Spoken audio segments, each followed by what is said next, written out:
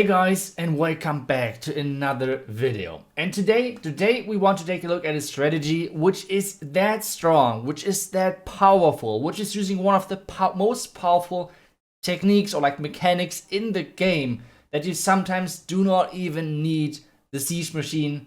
And I'm not even meaning the siege machine on their own, like do not bring a siege or something into the attack. I mean the entire clan castle.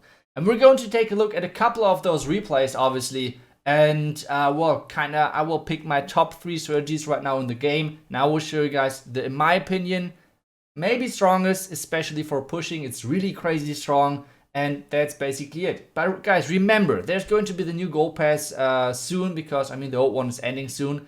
And well, there's an easy way on how you can support creators like me with just using the creator code. So make sure, go around, check out your most favorite YouTuber, and make sure to use the creator code.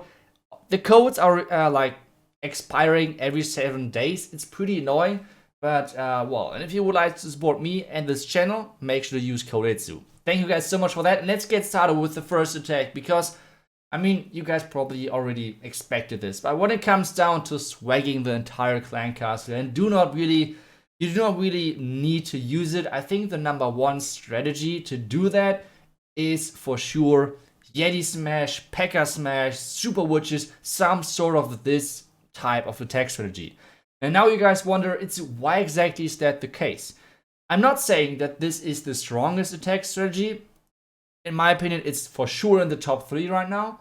But this attack strategy is the best strategy to swag the entire clan castle. But now, why exactly is that the case?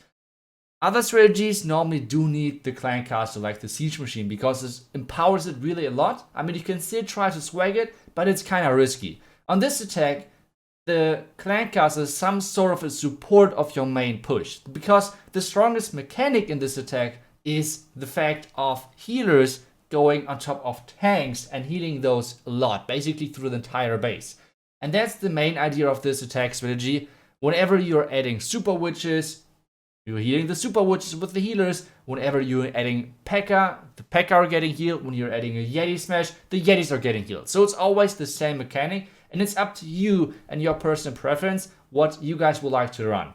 I really have a lot of success with having like a couple of Yeti and then a couple of Pekka. Just the combination, in my opinion, is so strong. And now you guys might wonder, why exactly is that so strong?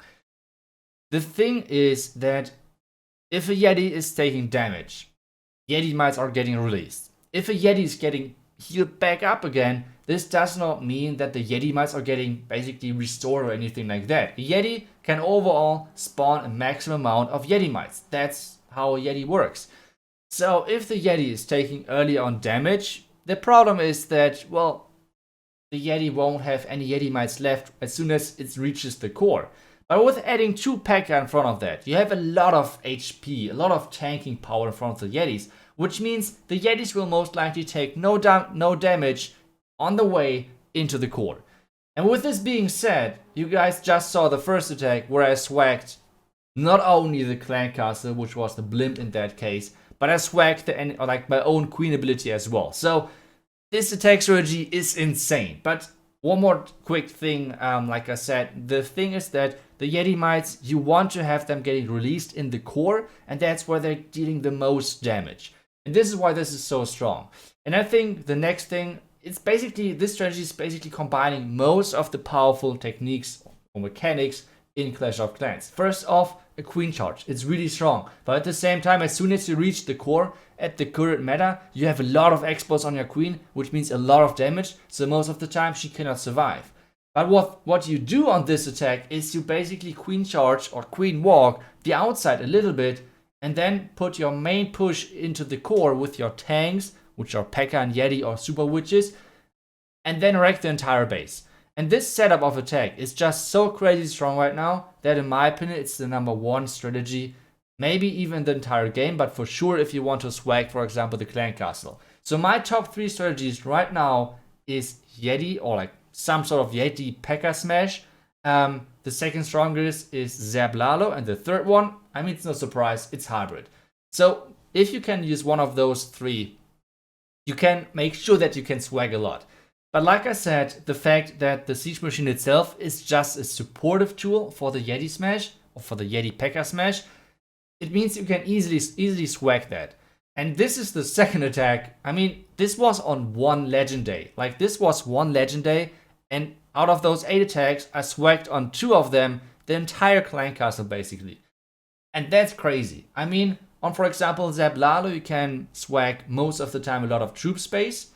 On Queen Charge Hybrid, you can swag sometimes spells, but that's kind of how those strategies work. But still, those in my opinion are the top 3 strategies right now in the game, and I think we should take a look at one more attack, which did not end up as expected, but at the same time was pretty funny, to be honest. At least that's what I felt like, because sometimes you need to get creative. Sometimes the attack is not working in your favor, and sometimes things are going horribly wrong. So you need to be creative to somehow save the attack. And I think this next attack is the perfect example of that. And I wanted to show you this so badly. So let's just jump right into it. The first thing, normally at the top side of those teaser bases, there are Tesla. That's why I used this one loon.